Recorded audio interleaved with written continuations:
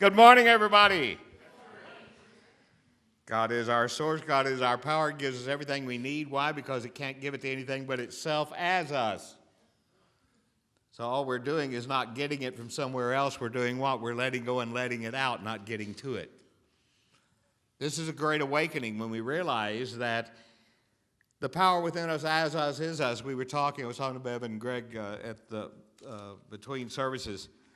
And we were talking about Charlie Parker, and you've heard me use his quote. I love it. Charlie Parker, how many know who Charlie Parker is, the great musician? Charlie Parker said, you play the music until what? The music plays you. Okay.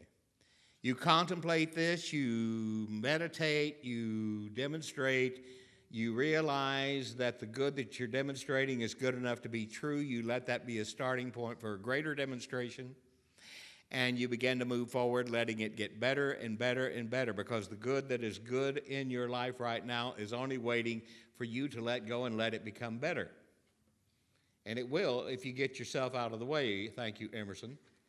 Somebody mentioned what is that hanging on the wall out there? It was one of our wonderful members went to Massachusetts and found Ralph Waldo Emerson's grave and took a piece of paper and charcoal, and that's what that is framed out there, is Ralph Waldo Emerson's celebration of his life, which is much more than just the date he was born and the date he died.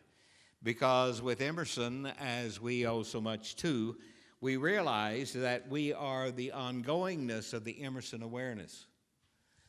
We give thanks for a lot of things, and in religious science, we give thanks for Ernest Holmes and Fenwick Holmes.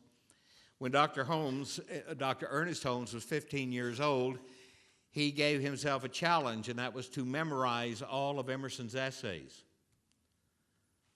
And then he stood up in front of people and started reciting them. I studied with Fenwick Holmes, Ernest Holmes' older brother. Fenwick told me he was 21 or 2 before he realized what he was talking about. But that's okay. How many have said a few words before you realized what you were talking about? Okay. How many have taken a class, 2 classes, 3 classes, 4 classes, and all of a sudden you had an awakening? And all of a sudden the awakening you had is a realization that the truth you have discovered during that awakening was always there. I had that experience when I was in second-year class. Somebody said, well, if God is good and love, and man, why is there hate and war and all this other stuff? And the teacher, Dr. Craig Carter, looked over at me and said, Jay, answer them. And I went, oh, no. What do you mean answer them? Okay. And so I thought about it for a minute, and I came to the awareness that this power is yes. God is yes. And what is happening is we are demonstrating what? We're demonstrating this power at the level of our understanding. And you have to understand that from the time this planet was created to now, if you put it on a 24-hour clock, the human being showed up 15 seconds ago. Jesus was trucking around about 5 seconds ago, or 3 seconds ago. Okay.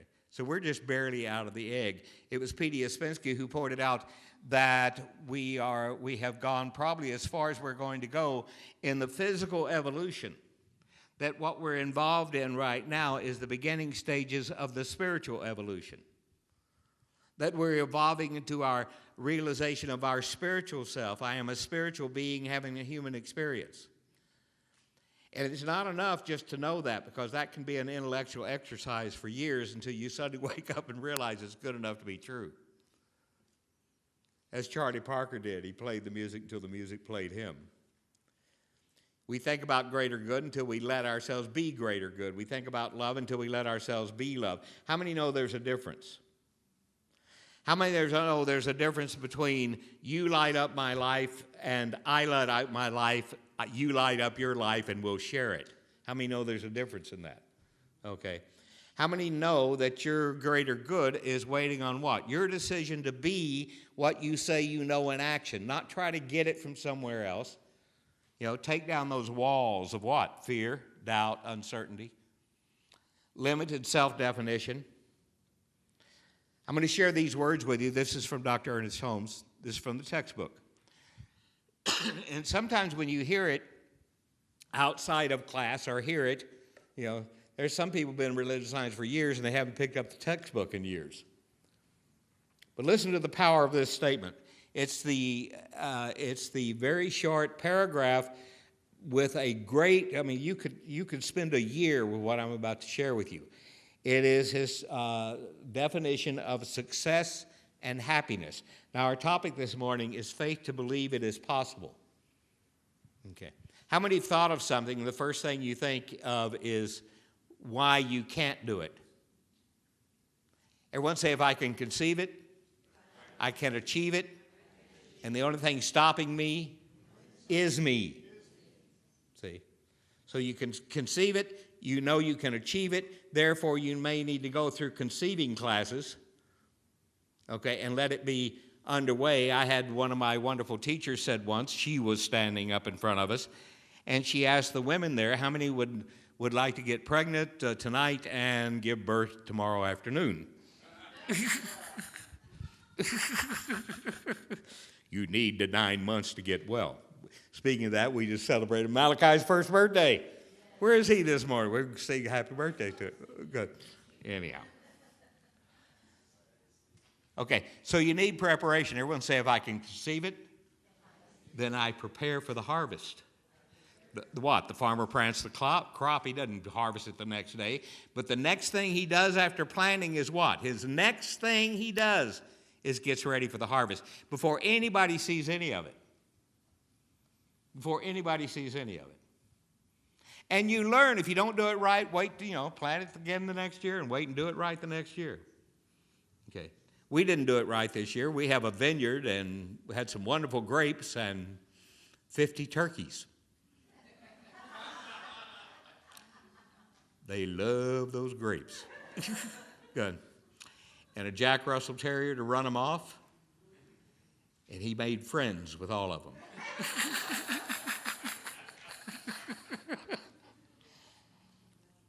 Here's Dr. Holmes. Success and happiness are ours when we deal with the absoluteness.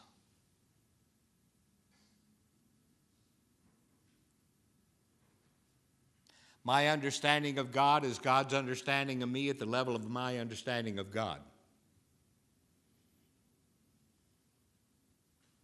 The relative is the absolute at the level of the relative. It's not the relative and the absolute, it's the absolute as the relative.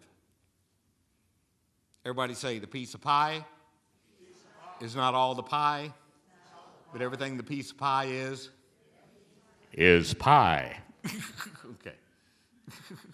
So it's not something else. A drop in the ocean is not all the ocean, but everything the drop is ocean. And the same thing with you and me. But the difference is, as the drop has the entire ocean to back up its next experience, we have the entire power of the universe ready to back up our next idea. If we know this and have faith in it, why should our next idea be itty bitty, litty bitty, poor little old me? Okay.